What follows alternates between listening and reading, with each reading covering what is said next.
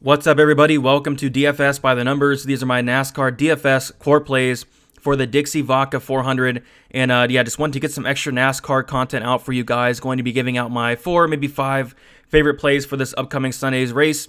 The guys I'm going to have most exposure to, the guys that really stuck out from a first look perspective as well. Just get into the numbers a little bit. And then, as always, going to be doing my driver by driver breakdown video. Make sure you guys check that out. That's going to be later in the week as well, where I go driver by driver, really going through the numbers and talking about all the plays. But here I'm going to be talking about the guys I'm going to really have most of my exposure on this week. So before we get started, if you can leave a like on the video, always very, very appreciated. One small like goes a long way. Also, subscribe if you have not yet. Getting really close to that 10K goal. I think we're like 200 away. So if you do enjoy my content, please don't hesitate to hit the sub button. It really does help out the channel.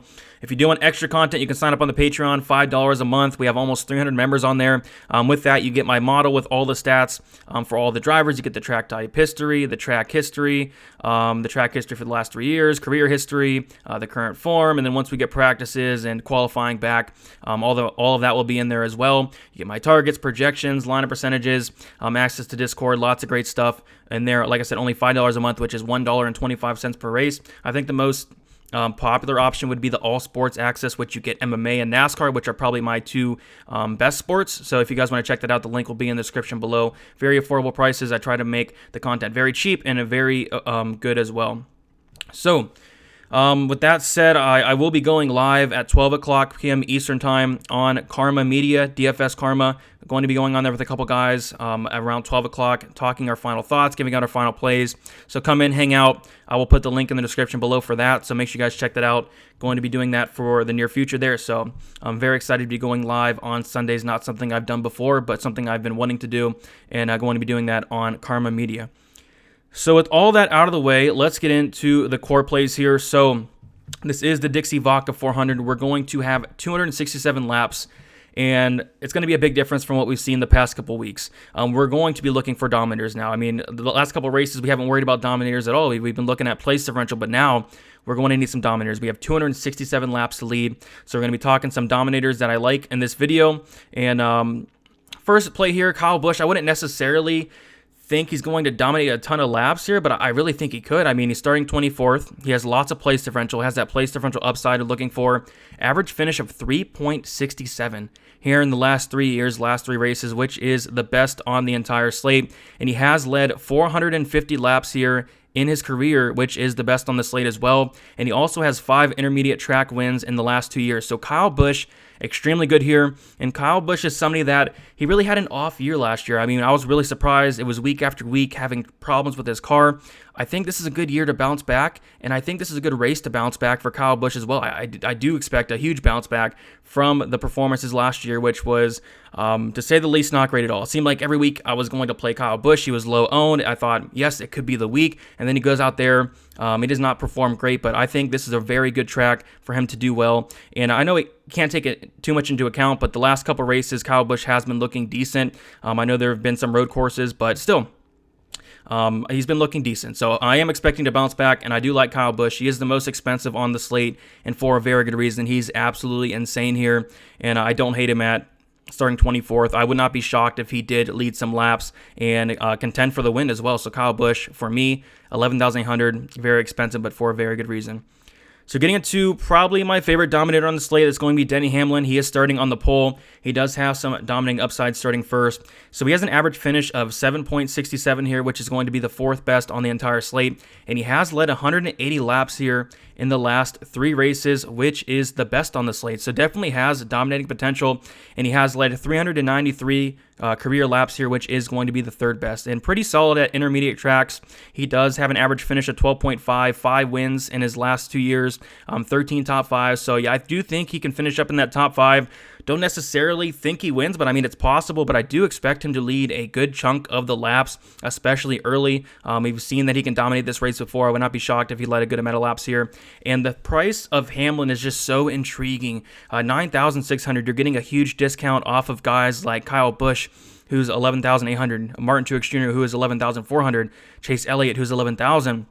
Man, Hamlin at 9,600 just does not make sense, especially considering the dominating upside he has. And like I said, I think dominating is going to be very important for this race. So Hamlin is going to be very high owned, but for a very good reason. 9,600 just really hard to ignore the upside that he brings. So getting a little bit into the mid-range here, there are some very good plays in this mid-range. I mean, I was really struggling to pick out a core play that I liked out of these three, between William Byron starting 31st, Matt DiBenedetto starting 37th, and then Tyler Reddick starting 35th, but I picked the cheapest one here with Tyler Reddick at 8,500. So in Reddick's only race here last year, he finished 4th, very good sign there. And he started 24th in the race. So lots of place differential in that race as well. And just taking a look at the track type history for these intermediate tracks, pretty solid. Average finish of 14.3. He does have 2 top 5s in 15 races, 6 top 10s in 15 races as well. I would not be shocked at all if he found the top 10 here once again for the second time in his career. So yeah, I like Tyler Reddick. I think he's way too cheap at 8,500. I also think MBD is a little bit too cheap at 8,800 starting 37th. I think William Byron's a little bit too cheap at 9,100 starting 31st. All three of those guys have a lot of place differential, but my favorite is probably going to be Tyler Reddick, who is the cheapest out of those three, and I would not be shocked in the slightest if he did find the top 10. So going to be all over Tyler Reddick at 8,500. Just way too cheap there.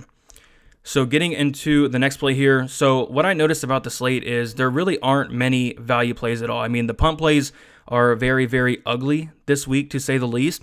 But I think Austin Dillon does bring some good value here at 7,700. He is starting 22nd. And the thing with Austin Dillon, he is very good at this track. With an average finish of 8.67. He has an average finish of 16 at intermediate tracks as well. And just some solid value at 7,700. And some sneaky top 10 upside as well. I would not be shocked if Austin Dillon found the top 10. He has found the top 10 twice in his last 3 races here. His worst finish out of those last 3 being 11. So, I mean, if he finishes 11th at 7,700, I think that's a pretty good deal there. So I think Austin Dillon would not be shocked if we saw him in the top 10. He is very, very good at this track. I think there's some good value on him. And then finally, my last value play, my last core play is going to be Chase Briscoe.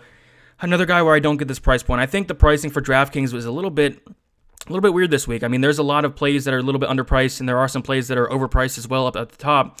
But Chase Briscoe, 7,200, starting 30th.